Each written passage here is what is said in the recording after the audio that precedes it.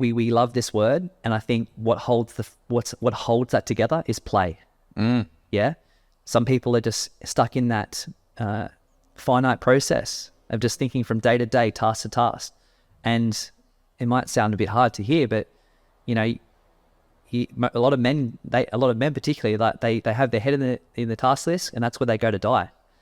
There's a whole life to be found through curiosity, through play, and through realizing the deep aspects of ourselves and our character and of life. That's exactly why I said we need to do a podcast. And that's how I believe we can, both of us together, can help people. Yeah. So should we get into it? Mate, I'm here. Let's go. I've got some questions, all right? Hello and welcome. I'm Dan Ballard. Thank you for dropping in. My vision on this podcast is to provide you deep insight in a digestible way, so you get condensed practical wisdom and knowledge that you can apply in the real world to help you grow.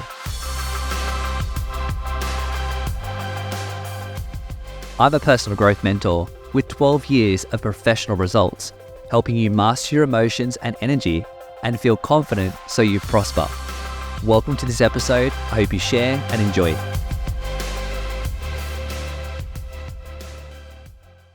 Okay, hello guys. A warm welcome to you. I'm very excited today. I have a guest with me, and I'm going to label this guest as a star. And I was thinking about how I wanted to introduce him, how to best introduce my guest today. And I've left it to introducing him organically, because that is the nature of what I'd like this conversation to be like.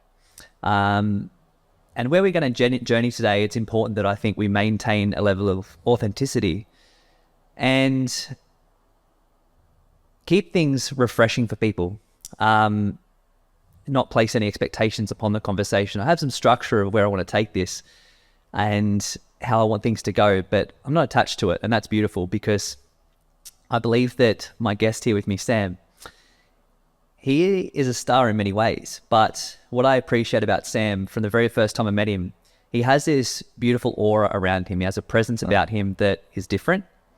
And the first time I met him and the conversation that was sparked was actually at a Bridge a Gap event for men's mental health and just men's health in general. Anyway, we had this competitive game of ultimate frisbee and I was on the field with Sam, and this is the way I am. I can be quite competitive. And I saw that competitive edge and spirit in Sam. And it got me really thinking about, okay, there's this beautiful presence, there's this aura about him, but there's also this warrior in his heart and his soul. And when I see that moves me. I really like seeing that in people. And there's a lot to be spoken about with that. And obviously then you got Sam, the profile of Sam, you know, the star, who is in one of my favorite TV shows, actually. So Vikings, Valhalla on Netflix. That's where most of you guys may know Sam from. But what he also is, I feel like he's a beautiful human being. He has done some amazing things for charity. He's an artist in many different ways. And I'm not going to start by talking about and rattling off things about him. I'd rather let him bring that out organically. So with all that being said, I'm going to warmly welcome him, and I hope you guys do too. I have with us today, Sam Corlett. Thanks for having me. It's beautiful to be here. Now, where we wanted to start today was you had the intention of maybe using a bit of breath. Yeah. I suppose actually a cool question. If you were coaching me for an interview, how would you like to get me ready for a podcast where I'm welcoming all of myself? How would you do that? That's a very, very good start. A very good question. So, yes, you've asked to start with a bit of breath work. Yeah. Something to allow us to control our breath. I'm going to ask you how you're feeling. Calm. Yep. A little energized, excited. Mm-hmm. Open to. I'm curious where this conversation's going to go. Yeah, I'm curious too. So there's a level of a level of energy, but it's veering on excitement with a bit of angst about it. There's a little kid energy, yeah. Okay. So in that state, I would say that, you know, using a breathwork technique might add a bit more flair to that. Sure. Let's bring things down a bit. Okay. So what we're going to do is we're going to use a simple technique. It's something that I use to moderate the mind and to really allow the mind to become more equanimous in nature. Beautiful. The yogis call this samatva, equanimity. So what we're going to be using is a bit of a breath that is coherent with the brain and the heart. And commonly, people might call this box breathing. Yeah. We'll put a little bit of a twist on it, okay, and just we'll prolong the breath. So what we're going to do is we're going to explore the three different phases of breath. So whenever I teach people about how to regulate themselves better and to get more self-control, more control of their inner state, maybe their anxiety, and just to free themselves, we want to understand the breath, because the breath there's mastery to be found in the breath. And I feel like having this right under your nose, it's the greatest hack. Beautiful. So there's three phases. The first phase is the inhale breath, which is quite masculine in nature. So listeners, I encourage you to take part in this as well too, and just feel the breath. So let's really just tap into the energy. What I want you to do is to come into a comfortable seat, close the eyes down, and just turn the energy inward. Just cultivating, I should say, cultivating the energy and your focus inward. And just placing it inside. To do this, just let the outside world be still or be as it is. If it's noisy, if it's chaotic, just let all that happen. And then what I want you to do is start to bring your awareness to the spine and the inner body.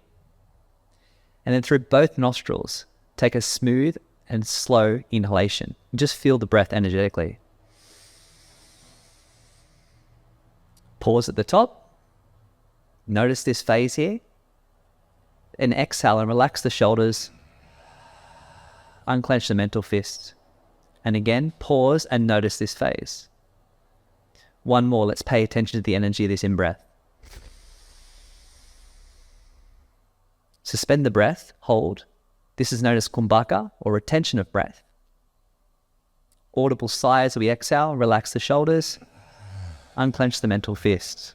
All right, we'll open our eyes. So we just explored two phases of the breath, which was the inhale breath or the pranic breath. We had the kumbhaka, which is the retention of breath. But I feel the most important phase of the breath, when we want to better regulate ourselves and build harmony, is through the apana or upana breath, which is the out breath. Yeah. So the in-breath comes in and up, and it directs energy upward through the body and out. But the out breath, okay, that brings energy down. It really grounds us down. So if we're feeling a bit flighty, or we feel like we really want to drop in, we want to pay longer attention to the in-breath. To the out breath. Yeah. So what we might do, we might close our eyes again just for 3 focused breaths. Sure. Now that we know what we know, we're going to apply this. Let's take a deep inhalation. Suspend the breath and just become aware of this space between. Set the mental rehearsal, the intention, to let go. Exhale. And visually release that energy as well. Anything you're holding on to. 2 more. And out. Nice audible sigh on the next breath in. Vocalize the exhale.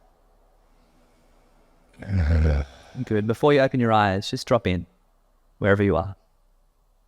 And just feel the space. Feel how you feel. And then we'll open our eyes gently.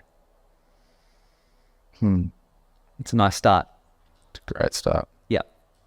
So before we get into the questions, the space, the flow, I know you've got a meditation practice. I also read that when you're preparing on set in Ireland, that you took a nice dive in the water. Is this true? Yeah, no, ocean every morning. And so experiencing this Australian winter was like, it's still warmer than the Irish summer. It's very, we're very blessed here, aren't we? We're very blessed. It's funny. I was out there this morning, and in the middle of winter, the beach is full and everyone's in, Speedos, as we call them. Yeah. Budgie smugglers. Oh, it's so good. Yeah. So how do you prepare?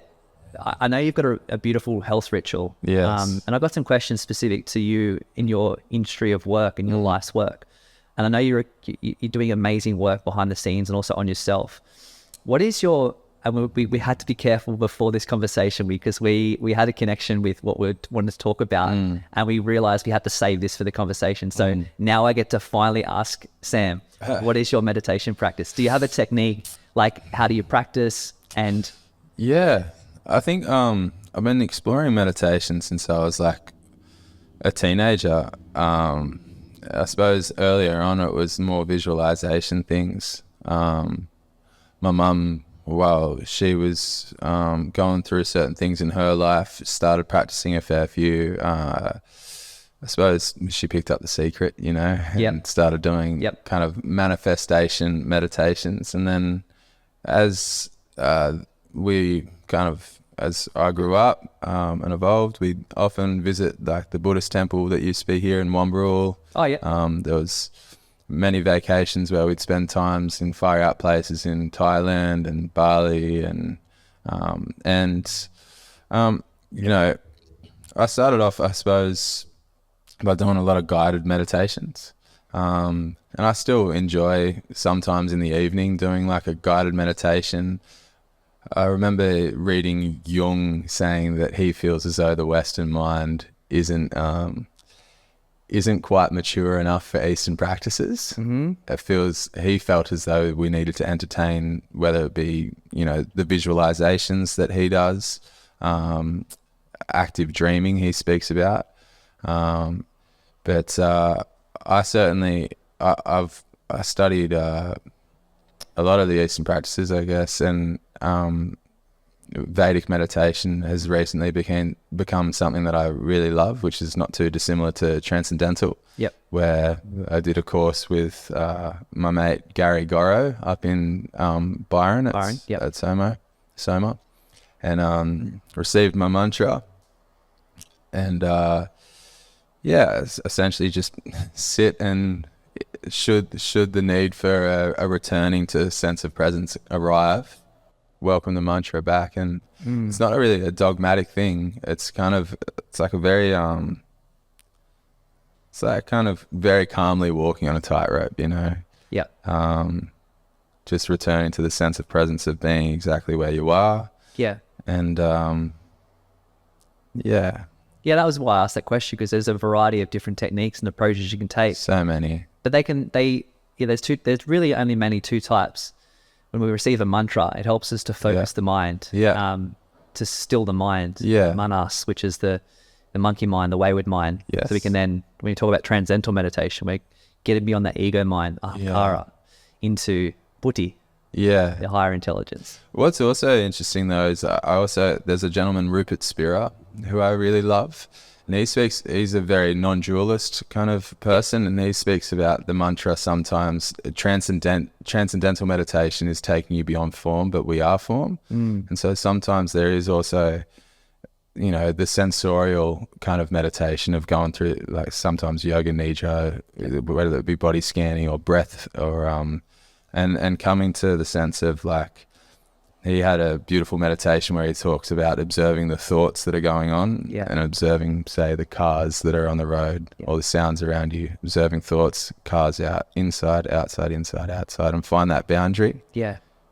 And once you put your awareness on that boundary, it kind of dissolves. It does. And that's the dissolving we're looking for. Like, you know, what is yoga? What is meditation? So there's lots of different, I think that's the biggest gray area. It's like, what am I doing this for, and what is it? Yoga, you know, we're studying the self, essentially. It's a lot of people think it's a physical practice, but it's preparation for meditation. For you to go into a dissolving. It's a meditative absorption into non-dual awareness. Meditation, the whole point is to get beyond the analytical thinking mind. And then what you're talking about with that practice of observation, there's two types. We can have a really focused meditation, which is more of a Vedic thing, where we can get a mantra and receive a mantra that becomes a seed, a focal point for us to achieve this. Or we can practice more of an open technique, which is how I'm trained. My teacher, Jeff, he's an ex-Buddhist monk. Yes, I know Jeff. Yeah, you know Jeff? I know Jeff, yeah. Sweet. Vipassana. Yeah, Vipassana, freestyle Vipassana. Yeah, so I've actually run retreats with Jeff. Amazing. Yeah, he's come back to Australia. He's been away for a year now. Getting back on track, he his freestyle Vipassana technique is all about observation. We're going to see what happens. And meditation can be that simple for people. Yeah. Like, I think people avoid it for a variety of reasons. Yeah.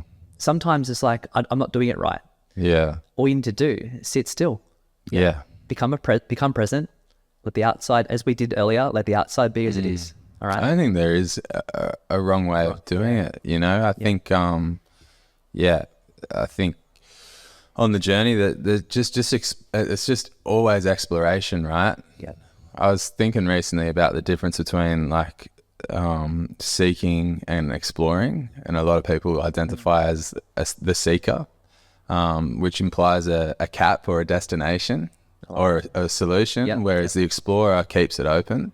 And for me, that encourages more of a curious mind, of like a sense of wholeness. Actually, like seeking feels like it's not full unless I've found it, whereas exploring is like, oh no, I feel cool in who I am, and I'm just gonna have a little explore with this technique of meditation, with that technique of meditation.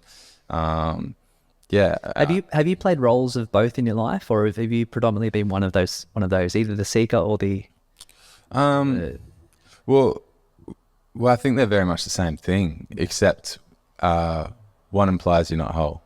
The other implies that you're just kind of, I think we're all very much explorers, because none of us really know how to supposedly do this thing called life. You know, we're all just trying to figure it out and doing it the best way we know how. And I think practices like meditation get us outside of our, whether it be constructed mind or the mind that is part of the general population. You know, we can actually observe our behaviors, which have often been passed on through generations, you know. We're going to get into that today. Yeah. We're going to get into that today. It's so powerful. I really love this alignment already. Like, it's just a general chat about meditation, and so that answers my question. I was intrigued about that in you. We had a beautiful experience, actually. This whole podcast has taken part, I think, because of alignment, because of that. We're both on our journeys. Yeah. We are in some ways seeking, but we're also open to the journey. Yeah. You know, that's what I believe life to be. Is life. A lot of people live life, and I think there's a lot of suffering that actually comes from playing finite games in life. Yeah. Life is a series of these finite games that we play, we engage in, but it's played out across an infinite process. Well, that's very much, I'd say that the seeking is finite, the exploring is infinite. And also, same could be said about almost healing and creating. Yep. I feel like healing implies that you're not whole, but you're always whole no matter what's going on. And creating is accepting from where you are, and not necessarily building. It could be stripping down, but it's evolving. And healing, I suppose it's been quite exacerbated in media right now. You know, there's a lot of people using it. It's pop psychology, right? It's pop psychology, and I think obviously we need to acknowledge things that have happened to us, if it has, and that recognition can be incredible, like can be so freeing. But I think it can be it can be a finite word, whereas creating or evolving or, you know, is more infinite. I had a great chat, and this has come because of that chat. So Sam and his mum were walking past out the front here at my place, and they saw me in my office creating. I was literally in the creative phase. What I love, Sam's mum's great, by the way. Like she's like, oh, can I come in? Can I check out your office? And it ended in this like 30-minute like pure deep dive that translated to this podcast. So that's why we're here, I think. And so coming back to that about creating creative energy is in my life's work. This is why I think we needed to come together today, because the whole intent of today is to talk about character and to understand how we can better tap ourselves and get into our own authentic expression. I've wrote down a couple of things here. I really want to look at personal growth and high performance. But I really want to look at the beauty of like self-expression, of wisdom, of archetypes, authenticity, all these things. Amazing. And I think the most important thing we want to talk about, and it's a really beautiful thing, a beautiful doorway into what we want to talk about with creativity, you know, in my life's work and also in my life before it became my life's work, I was the work. And I got stuck into that healing journey. You know, I got stuck into that healing journey, and it was so much about trying to become whole, which is one part of the process, the incomplete part of the process. And when I did find a level of healing, what actually emerged and what I realized was I was also creating. Yeah. So in my life's work, I like to approach the journey when I work with people one-to-one, or I might do masterminds with them, take them on retreats. It's a twofold journey. Okay. So the first fold is understanding that there is an element of healing attached to it, but then we're also creating you in the process. Yeah. We have choice between the two. I think choice governs this, is what you pay your attention to and how you frame your worldview or your psychological frame on how it all needs to look and feel. So we love this word, and I think what holds that together is play. Yeah. Some people are just stuck in that finite process of just thinking from day to day, task to task, and it might sound a bit hard to hear, but you know, a lot of men particularly, like they have their head in the task list, and that's where they go to die. There's a whole life to be found through curiosity, through play, and through realizing the deep aspects of ourselves and our character and of life. That's exactly why I said we need to do a podcast, and that's how I believe we can, both of us together, can help people. Yeah. So should we get into it? Mate, I'm here. Let's go. I've got some questions. All right. So here's the first question. All right. Throughout your journey, you've probably played a few various different roles and characters. Okay.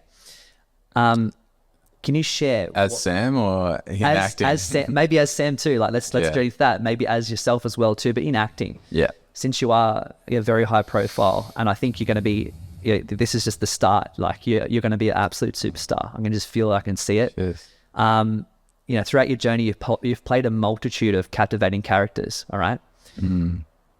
What has been the role that's challenged you the most, and how did you prepare for it? I think, I'd say Leif Erikson on Vikings was probably the most challenging. Yeah. Leif's my man, by the way. I love that guy. I can't help but look. I see Leif when I see you. Yeah. Well, I also saw him on the frisbee field too. Yeah. He probably was present then. That's for sure. I think I was preparing for the role at that time.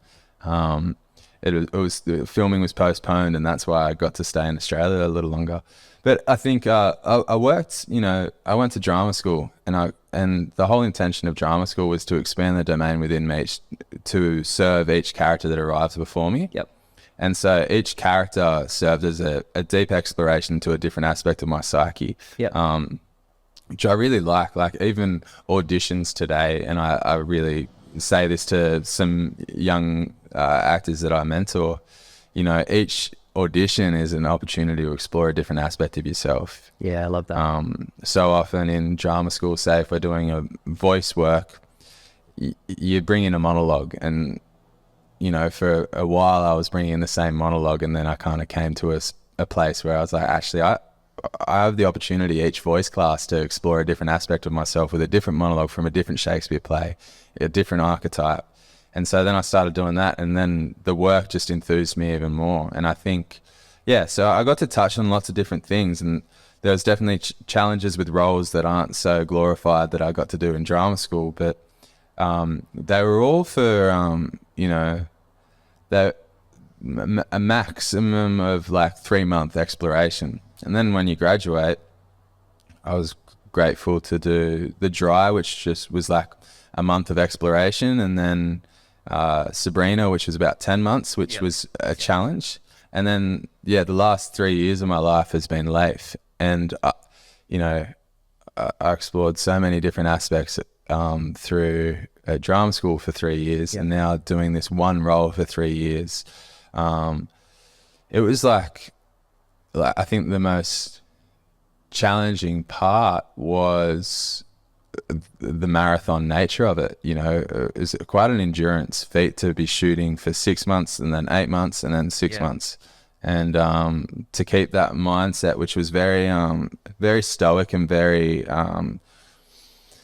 hardened by his childhood, his circumstances, and to stay in that as Sam, because like whether consciously or not, like your characters really have an impact on your person, because you're investing a lot of your subconscious mind, and like whether it be throughout the day shooting, but like as soon as you go home at night, you're thinking about the next day. And so like it was like, you know, 8 months of shooting, but probably about a year of marinating and thinking and staying in this realm. And it did have an effect on my life as Sam, and a hardened nature of me. And it's taken me a while to like almost thaw off the character, and no pun intended, like God Thor. Yeah, if you haven't seen this, you'll understand the pun. Watch Vikings Valhalla. It's one of my favorite series on Netflix, particularly the first season. So coming back to that, it's so interesting because, you know, that is how many of us actually, we're talking about Sam the actor now, and the experience of that, how there was almost like a coming back to your center, call back home. Yes. How many of us in society do you think play this role in our everyday lives?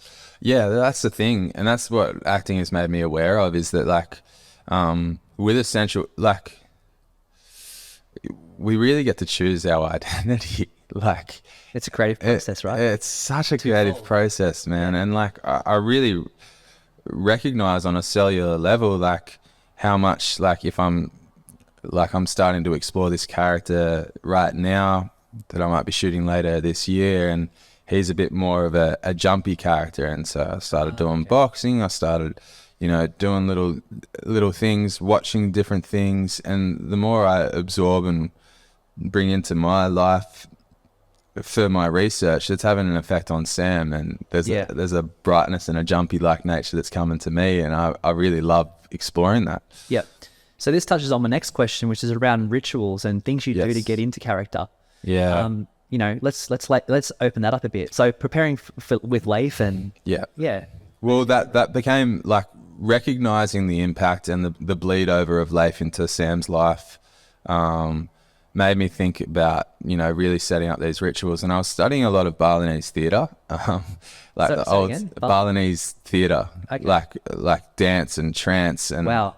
Yeah, so that takes us back too. I mean, we got Andrew Cooney here, and he's done one of my immersions. And one of the things we did in the immersion, we went and watched the Kachuk dance, which is the holotropic experience. Yes. To dance, and they go into this altered state of consciousness to play out, you know, their ritual, their honoring of the gods. And isn't that and the performers go there so the village doesn't have to. You know, that's kind of what the actor's role was back in the day for a lot of interesting. Yeah. And so there's a beautiful documentary of like 1920s Balinese theatre, and like these actors would enter themselves into these states of hysterics, of exercising the, you know, the energy of the village so as the village doesn't have to. And that's kind of like, you know, to put that in a modern context. So deep. When we look at Batman or the Joker, like it's not just a projection of images on a screen. We project ourselves in each character on the screen. Yep. And so we see the stoic hero in ourselves when we watch Batman, and we see the anarchist in the Joker, and both excite different aspects of ourselves. Yes. And when someone does it, and it's so subliminal that we don't even realize it. Like, no. This is so one of the things I really want to explore, because we, you know, that's kind of, I feel like, do you feel like that was the connection point between us when we started talking about Jungian theory and Carl Jung came to mind? Archetypes. For sure. So people don't even realize that these archetypes are dormant. They lay within us. Yes. And now these movies, you know, this as an actor. Exactly. It's like they get activated in us without us even really being aware of it consciously. Fully. And, you know, in my life and what I do with my life's work, I help people get stronger in their character. Yeah. When I help people with self-confidence and developing a deeper sense of self-worth, trust back in themselves, and a higher level of self-respect so they can raise their value, we got to explore the whole aspect of the character. Yeah. And a lot of what we can do there is really get into these archetypes and bring up what's actually already in you, especially for men. I feel like a lot of men are, it is what it is. I see this a lot, is that a lot of men aren't strong in character, and I feel like there's a lot that's left on the table for men, but really it's actually dormant. Like it's underneath it's been swept under the rug, so to speak. And sure. There's a really, I don't know your perspective on this, whether you appreciate this, but there's something I really like about Peterson's work. Not all of it, but some of it I'm a big fan of, around that a man should be really, he should really know himself. He should understand the whole aspect of himself, the whole character, even the dark shadow, all right? The shadow self. And that is the primal, like the primal warrior. That is the fighter in him, the angry man. It needs to be integrated for him to be able to live lightly. A good man is a man who's fully aware of how dangerous he actually is, but he chooses lightness. This is something in my life, and we shared my life story. Like, I haven't always had the brightest path. I've had to face off a lot of darkness, and I do have that integrated. That's one of my gifts, is I have both the masculine in me and the feminine in me integrated. Yeah. So I want to ask you, with that, like, with your experience, your wisdom, and that you already have in Sam as well, but also being a professional actor, how important do you think this is for society to start to think about moving forward? Well, yeah, I mean, that was the byproduct major gift for me for exploring acting. Like, I was lucky enough to do a masterclass with this lady, Elizabeth Kemp, who studied at the Jungian Institute for 3 years. Amazing. She's Bradley Cooper's coach. She was Bradley Cooper's coach. She passed away. She helped out amazing human, and helped out Lady Gaga for A Star Is Born, and has worked with incredible people. She taught at the actors, inside the actors studio, the interviews that were going on there. It's at Pace University, the actors studio in New York. It's got a great lineage, and she taught there. And essentially, in the masterclass, it was broken up into 5 days. The first day was dream work. So we had to keep a journal for 3 weeks prior to the masterclass. We were bringing in a character that we were exploring specifically. So we did dream work, and then we did childhood trauma work and shadow work. Yep. Adult trauma work and shadow work. And then we the last 2 days, we're integrating the whole, what we found, and bringing it into text and into character and into a ritual that we could listen to a song that's 3 minutes and live the whole life of that character, so that when we enter a set or a stage, that we have that experience that we just delved into and welcomed. And so a lot of shadow work, we'd literally put a light at the front of the stage, and that is the light, and then we turn around and we can see our shadow that's on the back of the stage. And as the character, which, whether consciously or not, we're actually exploring ourselves. We'd rip into our shadows. We'd scream at them, love them, forgive them, hate them, whatever came up, And sometimes, you can go, there was days where I came in and with an idea that what I was going to explore with the character, but intuition moment brings things that you could, beyond what you could possibly imagine. You can get below the iceberg, right? And that's what I really experienced. And to go back to the rituals, like when I just did a film earlier this year, which was exploring someone that was coming off withdrawals, was going through withdrawals from meth. Wow. And I really had to present myself with rituals, which involved, from the Balinese theatre, incense and water and 2 particular songs that helped me return to a sense of Sam again, sense of wholeness, or closing that that door of deep exploration, knowing that, say when we do healing work,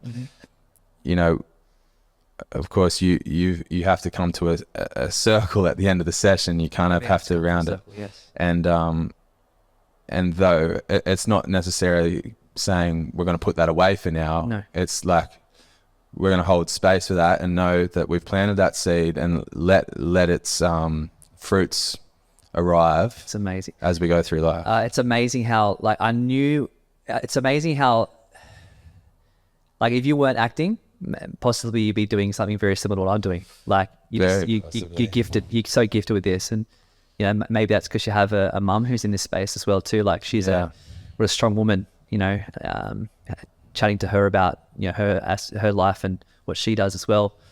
Maybe that's for another day, but let's stay on point with the character side of things. This is even fascinating for me to hear, and just the alignment here, and just such a different way to look into this work.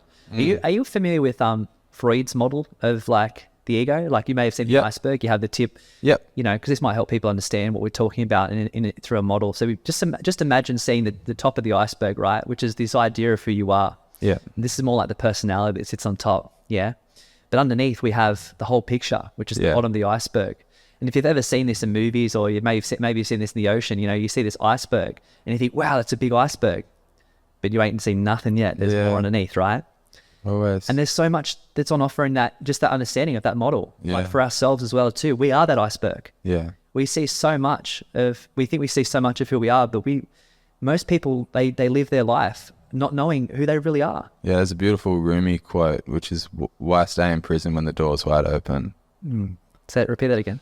Why stay in prison when the door's wide open? Because we were talking about labels and boxing ourselves. Like, I think my mum was asking you, you know, what are your qualifications? And I kind of translated your answer to say, you know, you could rattle off the list of all the things that you've done and the whatever certifications, but really that pales in comparison to just I suppose an energetic, intuitive feeling of one another. I mean, they are good.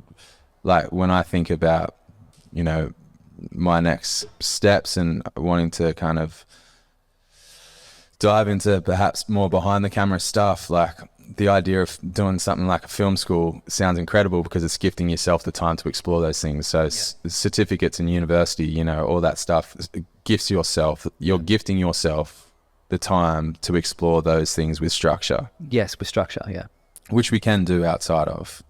But that's more like what your brother, the pathway that your brother's on, right? Like, he's a filmmaker.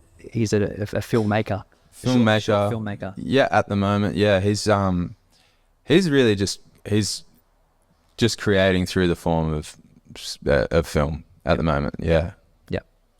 Acting, writing, directing, producing. All right. So another question I have, this is actually, before I ask you this other question I have, I want to talk about like the demands, the emotional demands. A lot of, with reference to what I know a lot of people are going through right now. There's a lot of people that are feeling very overwhelmed in life. They feel very overwhelmed, and maybe there's a sense of powerlessness that they have, or the feeling that they don't have control in their lives. All right. With reference to what we spoke about so far, and also your journey and what you do professionally, I've seen in everyday people, you know, people like, we're everyday people at the end of the day, you and I. Fully. You know, we're not greater than anyone else. We're no better than anyone else. But what I've also seen in my high profile clientele that I work with, there's a level of like pressure. And, you know, for you, it can be emotionally draining, acting, and the pressures that come with that. So I want to know, how do you strike balance between immersing yourself in everything we spoke about so far and everything you already are? How do you strike balance between that and taking care of your everyday mental and emotional well-being? Well, that's where all those techniques come into place, whether it be meditation, journaling, swimming at sunrise, you know, doing all the things that are really foundational. Community, though, is something, particularly during the last 3 years, you know, obviously with what went on, like, connection, man, it's so important. Everything. And so that became extremely necessary for me. And I think Yeah, I'd say those are the practices. I think during that film that I did earlier this year, I was fasting a lot because I had to lose weight to honor this guy. Yep. And that brought a whole other element and realm to a sense of well-being, because I felt so free, light, open. That was we have been like a bit more heavy and dense as Leif, right? Leif, yeah, it was just lifting all the time. Yeah, how did you pack on so much weight and look so like jacked? Yeah, and you're a vegan too. Like, so how did you do it? Like, I want to know that as well. Oh man, it's just calories, right? Calories in, calories out. Yeah, that's it. So I was just consuming a lot, and like, yeah. How does a vegan get jacked? How does a vegan get jacked? Well, yeah, just upping the carbs, I guess. For me, for my body, I think again, you explore all the different aspects, because everybody's so different, literally. And so, yeah, it was just lifting heavy weights, doing the compound movements, starting each workout with the heavy compound movements, progressive overload, you know, all that jazz, and then accessory work just for fun. Yeah, eating a lot. And then as you film, you kind of lose weight because you don't have as much time, you know, sleep deprivation kicks in. You kind of really need to start, you know, the intermittent fasting really helped during set, because I don't know how you do it, honestly. I did one, so I don't know if you know this about me, but I've been on TV. Yeah? Yeah, I have. What did you do? It was a very short commercial. Julie Goodwin, you know Julie Goodwin? Yeah. MasterChef? Yeah. Yeah, so I did a little MasterChef Christmas special. Oh, cool. And God, that was funny. I mean, I'll show you, you'll think it's pretty funny. Yeah, it's sick. But it was only like, I was there for like a day. Yeah. And that was enough. I can't believe the amount of like preparation, energy that goes into it. Like, I was dead, man. Yeah. And this was for a 15-minute like spot inside of like primetime TV. That's very much the work. Like, I worked with a coach for the last season we shot of Vikings, which is coming out next year. Sorry. You're right.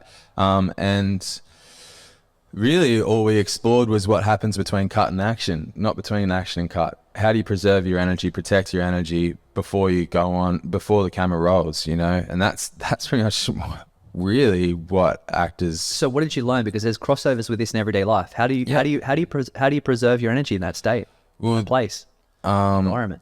Well, earphones, I think because I still relatively felt, and I enjoy that I still feel relatively green to the industry, you know, and I really want to be pleasant to everyone around me that I'm working with. But sometimes when you're playing the role of the entertainer of a good vibe, you drain yourself. And so I really had to chuck my earphones in, and knowing that when those are in, I need to go back internal and just spend time with myself, going for walks. A lot of our sets were, you know, out in the middle of the wilderness. And so, you know, we had, it was just stunning nature. And so it's just spending time quiet away from the busyness. But the funny thing is, like, when you're on a film set, you almost need to be ready to go at any moment, because, like, say, you know, this camera's on me and it's shooting me, and then okay, cut there, we're going to change up, and as they're switching around to your shot, it takes about, you know, an hour and a half, and you have to be ready. That's what I learned. And you have to be ready to dive in as emotionally as you just did. Yeah. And often I find myself, you know, it's funny, like, you know, talking about ultimate frisbee, like, the team sports often make you serve, I find, elevate my game. Like, when I was doing, say we all do swimming in Australia when we're growing up. Yeah. When it's a single race, it's like, sure, I'll go relatively quick. But when it's a relay, excuse the language, I'll do anything that I can to help the team. How important is that competitive spirit to have in people? Like, it's really important, and it serves a greater purpose. Exactly. I feel like it's ironed out in a society, right? Yeah. Like, it's almost like demonized in a way. Like, don't be too competitive. Yeah. Well, I mean, when it really serves, it really serves. Yeah, that's right. And when the camera turns around to your coverage, say, or Frida, who plays Freitas's coverage, like I often find myself investing even more because I want to welcome the most out of her, you know? Yeah. And so it's always funny. Yeah. Yeah. So good. Yeah. So on brand with this, this intent of this podcast around being around character, the etymology of character, Yep. you know, it's an ancient Greek thing. It's where it comes from. Did you know that? So Illuminate. So it refers to like, almost like a process of engraving or stamping. Yeah, right. You know, when we talk about the iceberg, there's this depth. There's this depth to us, and this is what intrigues me and what captivates me in my life's work, and why I feel so free. I don't work. Like, I have a great life because I bring the best out of people. And you know, this is the gift I have, is to see people's soul. I see who they really are, and that's a character thing, right? So the character, the etymology of that is to stamp or to engrave. It's an engraving instrument almost. And I think that emphasis on that instrument, it's a tool. Yes. I think because when we enter meditation, there is a dissolving of it. There's a dissolving of the personality. It's what I wear. It's like, like we have Sam Corlett, all right. We have Ballard and Sam Corlett come together. Yeah. In this room on this beautiful wooden table, you know, in this beautiful sunroom by the beach. Yeah. But then we have the essence and the energy exchange here that goes beyond that to help other people. Yeah. That's a character exchange. There's things that we've gone through in life. We've had to work through, become. There's an essence or an air that carries through from something much, much deeper. This isn't just about us talking about who we've seen, who we've been, like how many stars do you know, including yourself, all this sort of stuff that society gets so fixated on, but they miss the fucking point. Yeah. Not excusing my French. That's interesting because I always thought of character similar to the sense of identity, which can often be a choice, which is, look, I mean, it's a choice after doing the work, I guess, but often we can find ourselves trapped in our stories, right? Exactly. And like there are certain, you know, affirmations that we tell ourselves of a positive and a negative manner, whether it be like I met this incredible guy in Bali and he was going through some things. He's like, but he was like, it's all good, man. I bounce back quick. And that was like a defining statement for him. He knew that he bounces back quick. That character. He chose. Why? Because he's been through things, and he's actually like iron sharpen iron. Yeah. It's a character thing. Yeah. Right. So that personality, that persona, let's just say your pretty Instagram, the people you're around, the clothes you wear. All right. You put that same person under pressure, what's going to happen? There's going to be a crack. Sure. That's how diamonds are formed, under immense pressure over a long period of time. Yeah. Character also is developed over a long period of time under immense pressure. Yeah, right. This is why I believe men in particular, everyone needs this, but I believe men do. Men need something in their lives that tests them, that teach them who they are. You know, I've overcome a lot of significant like setbacks that would break most men. That's where when I talk to you and we have this exchange, that's what you're feeling. You're feeling the residue of that. You're feeling the experience of that. When I talk and I offer a different perspective or I help people heal, you're getting the wisdom. It's not just about what I know, what the personality is collected, what the ego is collected. Here, this is how much I know. I'm worthy of helping you. Yeah. You know, please look at me. Do you know what I mean? So, and I think this is my why for bringing you here, because it's like we get to explore the it's a multitude of different things we're exploring. Yeah. But it all comes down to those 4 layers. Like we have layers of character as well. Yeah. One, we have genetics, all right, which is the things we're predisposed to. Yeah. It's like our genes. We can't change, we can and we can't change things. Like neuroscience and lots of different things are evolving to say we can actually influence that and change our genetic code. This is what epigenetics refers to. Yep. Then we have our conditioning layer. This is the things that we receive through childhood. We have these conditions and program that gives us a way to operate and how we navigate around the world. And if we're in a hostile environment, or if we're in a threat to the inner child, then we'll find a way to cope and to make better sense of the world. Yeah. All right. Then we have our habits, which are just the way we work every single day. The things we do, we go about fulfilling our duties in life. Yeah. We have good habits, we have bad habits. And ultimately our identity emerges out of those habits. You are who you are through your repeated action. Yeah. That's all energy is. All habits is a conglomeration of energy stuck together. Yeah. And that gives rise to who you really are.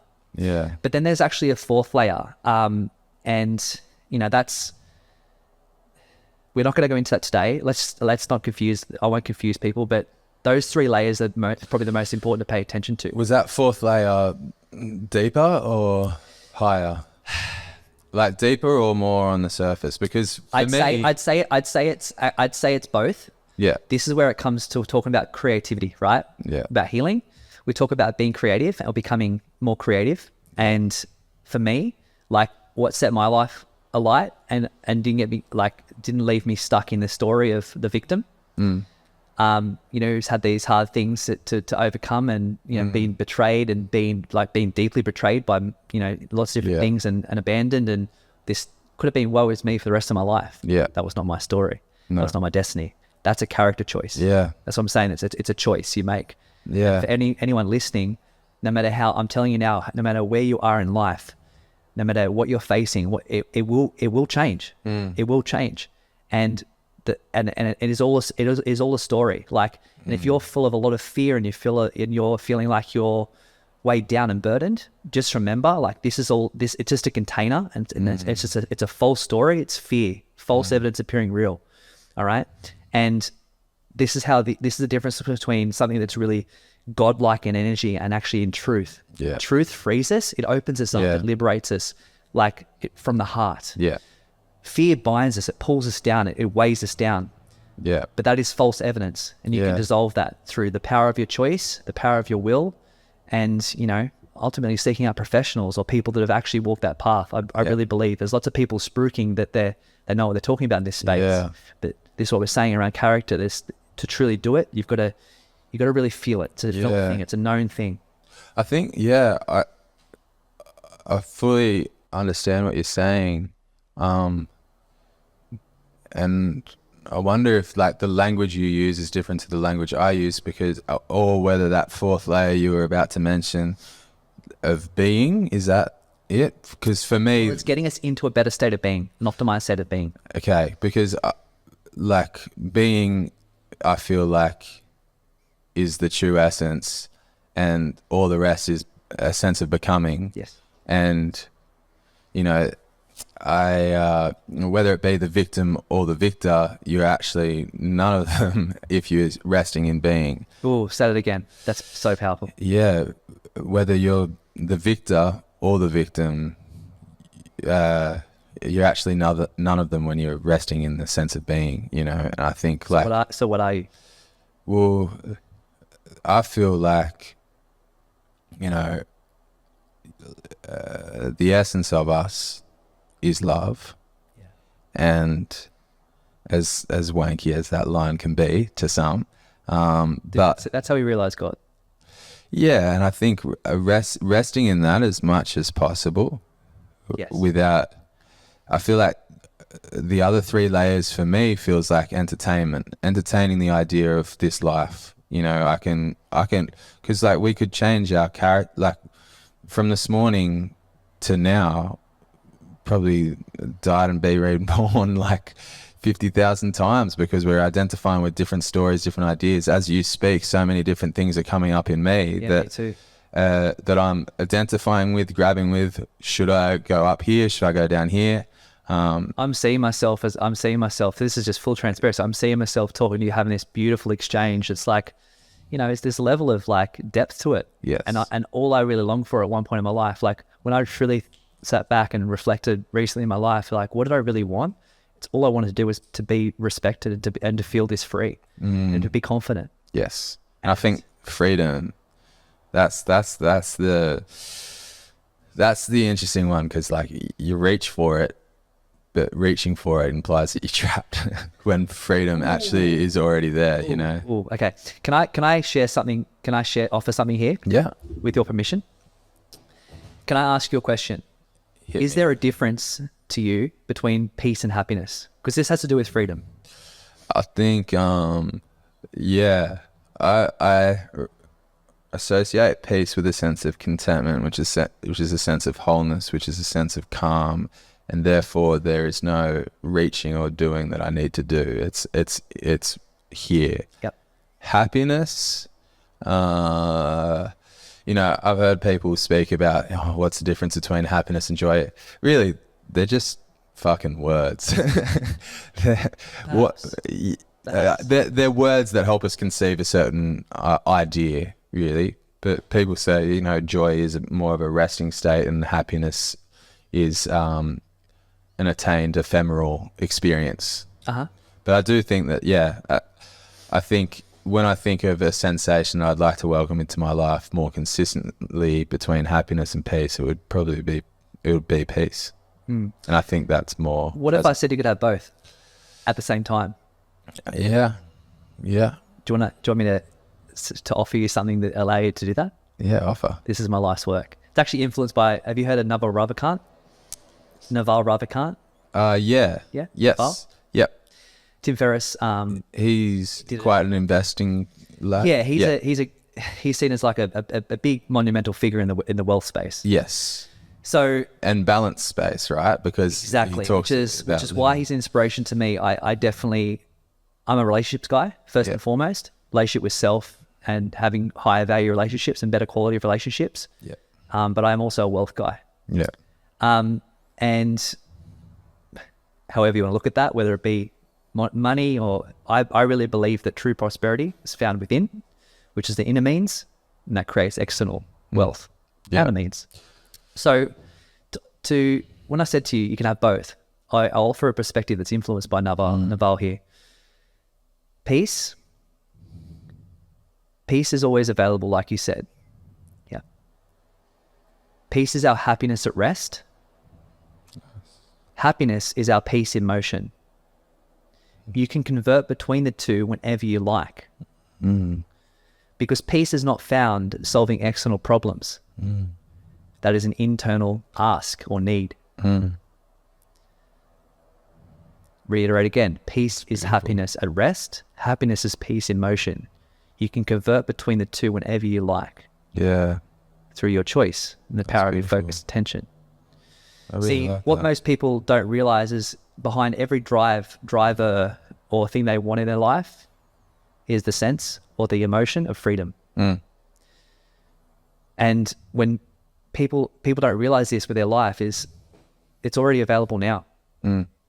Most people sign up to the thing they're sold through conditioning. So talk about the second layer, condition. Yeah. They're sold this conditioned story that they're going to be in that state when they retire at 65. But unfortunately, what's happened there with their wealth is that they might have more money.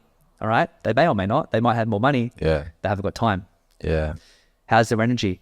Well, energy changes when you get older. Yeah. So the real trick is to realize we might have been sold a lie there. To realize what we're actually longing for or what we're looking for isn't peace of mind. It's peace. It's peace from mind. Yeah, lovely. Peace from the buzz. The buzz and the conditions. The box. Beautiful. So I also want to talk about, I think a lot of people, when we talk about character and maybe even not taking things so personally and realizing that often in life, whatever people say about us or have to say about us has more to do with the people that are saying it than it is to do with ourselves. All right. You're someone who's in the public eye. All right. For me, I'm low key. I'm pretty low key with where I want to be. I'm going to grow into, I know that with my work, it's going to eventually affect a lot more people. And I really believe it has to, because I have something to offer. It's of immense value. Now, you're someone who is in the public eye. And with that, when you start to get a lot of attention, you're up for a lot of scrutiny, whether you like it or not. It's what comes with attention. So I want to know, how do you navigate the pressures of that? How do you navigate the pressures of fame and maintain your own privacy and your own self-connection, the things you need to make sure that your soul is balanced and your life is balanced, especially with social media and the demanding effects of constant media coverage? Yeah. Okay. I think my circumstance is like no different to anyone's. Like when we're a kid and we're going to school, everyone around us is thinking of us in a different way. And if we indulge in their thoughts, then we're trying to prove ourselves. And that, again, is going away from that sense of being. It's going into identity. It's going into proving. It's going into ego. It's going into the tip of the iceberg. I suppose resting in the underneath the surface in the water, knowing who you are, like whether it be scrutiny or love, again, to go back to what we're saying, victim or victor. Sure. You actually, none of them in the ideas of others. Like, that's why I suppose sincere friendships, there's the sentimental ones from school, there's the new friends that you meet where you can speak like this at the level of... Yeah. They just emerge on the path of playing the infinite game. And you don't actually feel a sense of proving. You need to prove. And so... Because you don't know my past self, you know? I can talk about it, but you don't know it. I don't know your past self. And it's like all I see is right now. Yes. Yeah. Yes. And I think that is beautiful. I think accepting one person as they are right now is the most beautiful way to live. I think that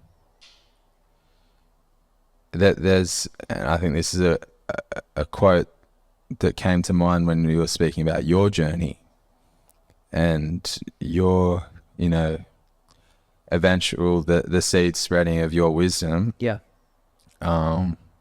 Or of wisdom, you know, that comes through you. Yeah. Muji, this gentleman, this teacher. I know Muji. He says, you know, whether it be Jesus, Krishna, the Buddha, these people, these saints and sages of time, forgot themselves over and over, and that is why they are remembered.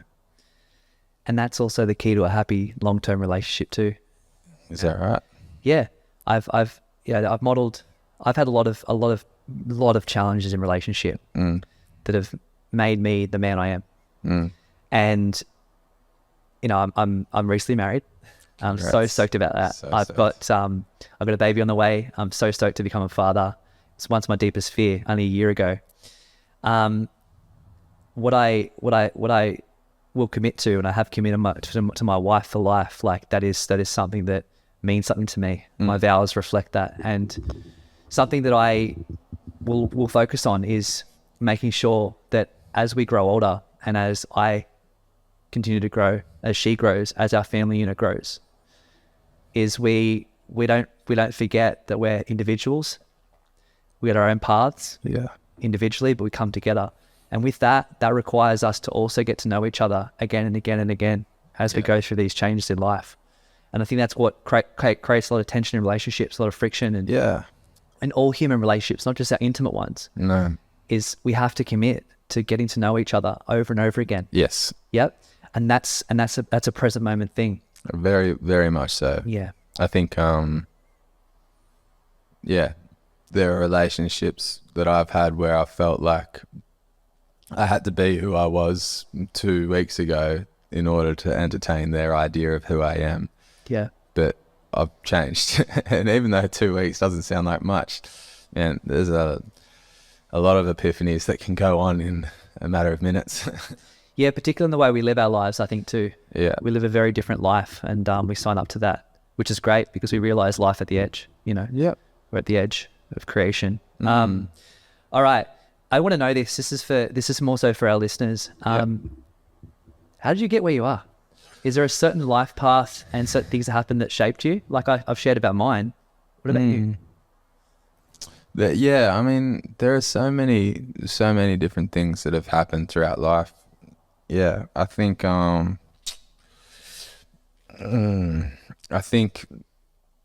mum had a colourful childhood. By colourful, I mean all colours and all shades. The whole picture, the whole yeah, a lot. I mean, I didn't meet my granddad on my mum's side because of alcohol being involved and certain acts that weren't acceptable. And then my uncle, he wasn't very present during my upbringing, and he was always described as a shining light, but alcohol took him to the streets and lived on the streets for 3 years, and he passed away relatively young, and his name is my middle name. And so I always felt a kinship with him, and despite his physical presence not being so there since his past, he's been like a spiritual guide for me. And then, my mum battled cancer 3 times. And so the realization that death could just be around the corner kind of made us a lot more precious around life. Yeah. My dad's always been a very, like my nan on my mum's side describes my dad as the oak tree, and he's always been very solid, curious, had a bit of a rebellious spirit. And got to travel a lot, see a lot of the world, and I think that's such a beautiful thing for everyone to do, is to gain perspective. What are your favorite countries? Oh man, what are those countries that help? So with reference to that question, what are the countries that have really shaped you? I think when I think of some of the travels that I had as a child, Thailand was something that was very special. We spent time in a far out village where we were the only foreigners, and like just experiencing that way of life. And then just recently I went and spent time in the Mentawai Islands off the coast of Sumatra. Love it. And I lived with the indigenous Do you folks. surf there? I didn't actually. I literally just went into the forest. Some of the best surf. Oh yeah, I just saw the photos on your profile. You posted about that, right? I did. Yeah, I haven't really elaborated on it too much, but it was like, like a week and a half of just spending time with these indigenous folks there. Oh my God, would have been completely off grid. Yep. Sleeping on the floor. Yep. Living day-to-day life. And it was like, I described it to a mate who's also kind of, reads similar books and all that stuff. Sure. I said, like, that feeling when you read Eckhart Tolle, The Power of Now, and each page is like, of course. Well, living with them was like an experiential, of course. Every day I witnessed a few rituals around death, and watching the way that they experience death and grieve together and hold each other, the tactile nature, the time that they have, the expression of grief, which is so swallowed in the West. That was really beautiful to observe. But I mean, I also went to, on the opposite side of the scale, New York last year, and got really romantically in love with that city, and running through Central Park and thinking about Home Alone that was shot there, and like memories of my childhood coming up. That's great. Yeah, that's great. Yes, on that fragility of life, this is something one of my mentors, Duncan Peake, would always I have this seed in my mind when he talks about the fragility of life being the natural impermanence of life, to really embrace that. That's something that really changed me, man, to realize that it is fragile. We have these experiences where we lose loved ones, and my late great nan, like she's a blessing in my heart that I carry with me in every decision I make. Every, when I get lost or a bit wayward, I get stuck in my ego, I just remember her, and I remember her spirit, just serving people, pure joy. Such a strong woman too, like just a light, bro. And it's like, and her passing actually just magnified that. I loved her so much. Man, I think that's a beautiful thing to always have in our mind, is that, and it was actually like, that could actually be one of the core beliefs that I suppose made me who I am. When I was younger, for some reason, I had this absolute belief that I was going to die young.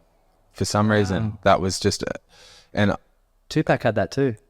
Well, since then, I've kind of, like, images of children and being a grandfather and all that stuff have come to mind. But I used to like feel in my bones that was going to happen, and freaking. Should we touch wood? Yeah, that's I think you still got a lot of work to do here, bro. Yeah. Look, I'm not attached to playing God here, but it'd be nice to have you around. But let's touch cheers. But it made me really excited by life, because I had the idea of it being limited.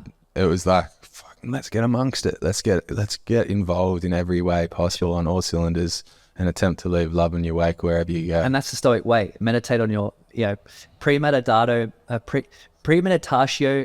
minorum, sorry about the pronunciation. Premeditations of evil, like understanding we're going to die. Yeah. Or memento mori, I think. Memento mori, so my bad. Yeah. So any moment you can die. Yeah. Yeah. It's just, essentially, it's taking stock of your mortality. Yeah. And accepting that that's the way it's, and then you're ready to live. This is the thing. So powerful. So We'll close this up real soon, and I want to ask. This is for the listeners. All right. What would you offer to those dreamers, to the artists, the performers of the future, people that want to contribute more in their lives, that want to perform better, live more prosperous lives? What would you offer to these people? Is there somewhere where Sam draws inspiration from, or do you have anything to offer these people? Yeah. I think,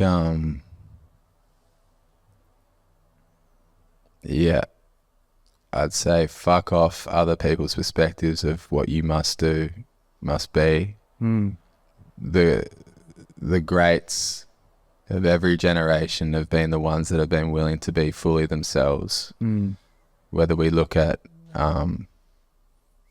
like, I haven't even had my Bowie phase, but Bowie as a symbol has always served as someone who's gone far out into the depths of being uniquely who they are. And I think, and the artists, well, certainly the artists I respect are the ones that are willing to be fully themselves and speak honestly. Like, even to speak modern ways, it's like Kendrick.